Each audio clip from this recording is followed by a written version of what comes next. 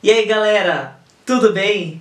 Sou o professor Rodrigo, biólogo mestre em biofotônica, e hoje nós iremos falar sobre o hábito, sobre o formato das bactérias. Vem comigo!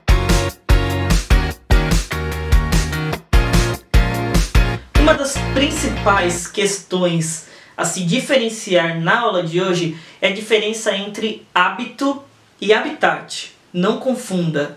O dicionário Aurélio diz que habitat é o local cujas condições físicas e geográficas são favoráveis ao desenvolvimento de uma espécie. Então, considerando o habitat, a bactéria ela pode estar presente na água, no solo, dentro do corpo humano, em cima das plantas e até nos vulcões. Já hábito significa que é o aspecto físico, ou seja, a reunião das características físicas de um indivíduo, de uma espécie. Existem diversos hábitos bacterianos, os principais são os cocos e os bacilos. Primeiro, cocos.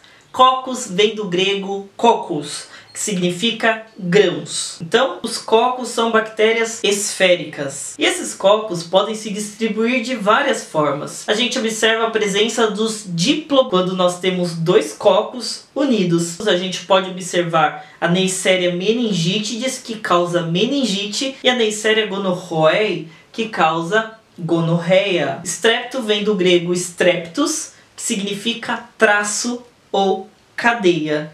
Então, Streptococcus significa bactérias esféricas que formam uma cadeia, um traço, uma linha. Nós observamos, por exemplo, o Streptococcus pyogenes, que vai causar dor de garganta ou febre reumática, e o Streptococcus pneumoniae, que pode causar aí pneumonia ou até mesmo meningite. Já Staphylococcus, Staphyle do grego significa cachos de uva. Então, Staphylococcus, nós observamos bactérias esféricas que formam grumos em formato de cachos de uva. A principal bactéria da microbiologia é o Staphylococcus aureus, é a nossa estrela.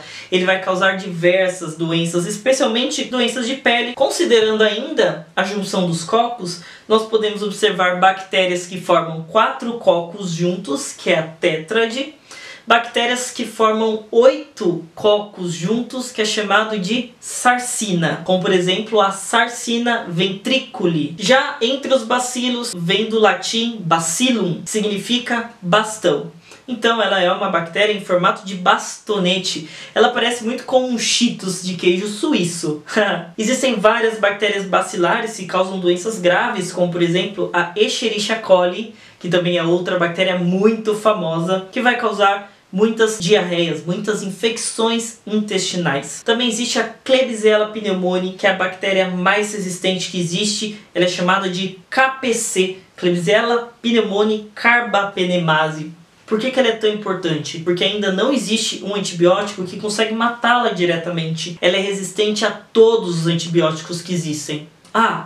Mas então se a pessoa pega essa doença, ela morre? Praticamente. Em torno de 10% das pessoas que contraem KPC sobrevivem. E esses 10%, como que se cura? Através de sinergismo de antibiótico. Então vão usar 2 ou 3 antibióticos apenas para destruir essa bactéria. Dentro do grupo dos bacilos existem os streptobacilos, que são bacilos ligados uns aos outros em formato de cadeia. O principal é o Bacillus anthracis, que é o causador do anthrax. Também existem bactérias em formato de vírgula, em formato de curva. Elas são chamadas de vibrião. O vibrião é a bactéria que vai causar a cólera. A cólera ela é contraída quando você se alimenta de frutos do mar. As bactérias em formato espiralados são chamadas de espiroquetas. A bactéria chamada de Treponema pallidum, ela vai formar uma paliçada de espiroquetas que vão causar a sífilis, que é uma infecção sexualmente transmissível. Então não se esqueça, use camisinha. Dentre as espiroquetas, nós também vamos observar a bactéria que causa a leptopirose, que é a doença que é contraída especialmente pelo xixi do rato. Então quando você comprar uma latinha de refrigerante, como essas latas ficam guardadas muito tempo em depósitos que podem ter ratos, e eles podem vir a fazer xixi em cima das latas, é importante que você sempre faça a higienização ali da boca da latinha para você evitar contrair essa doença leptopirose. Uma bactéria chamada Leptospira, que vai causar a leptospirose. E as bactérias em formato de espiral são chamadas de espirilos. Elas são bactérias em formato de S. Existem formas bem diferentes e mais incomuns das bactérias. Por exemplo, as bactérias em formato de estrela. Nós temos, por exemplo, a Stella humosa ou vacuolata, que ela é uma bactéria que possui uma estrela de 6 pontas. Existe outra bactéria em formato de estrela chamada Labris, que é a estrela de 3 pontas. Também existe uma bactéria retangular, ela é chamada de Aloarcula maris mortui. É aquela que existe lá no Mar Morto, resistente ao sal. Também existem as bactérias do tipo de lobo, que é a Sulfolobus, e também a Stalked bactéria, que é o caso da Caulobacter. Já outra característica importante para a identificação das bactérias é o tipo de parede celular que a sua célula possui. A parede celular é uma estrutura importante para a proteção daquele ser vivo que é a bactéria. Existem 2 tipos. A parede gram-positiva, uma parede com várias camadas de peptidoglicano, mais ou menos 20 camadas, e ela vai ser corada de roxa. Então, quando você vira uma bactéria com a coloração roxa, significa que ela é gram-positiva, possui uma parede com várias camadas de peptidoglicano. Já a bactéria gram-negativa, ela é corada de rosa. Ela é uma parede que tem poucas camadas de peptidoglicano, em torno de 4, e uma membrana externa lipoproteica que a confere uma resistência muito grande contra antibióticos, contra produtos químicos e até detergentes. Então, quando você vir uma bactéria cor-de-rosa, significa que ela é gram-negativa. Então agora vamos dar uma olhada na parte prática.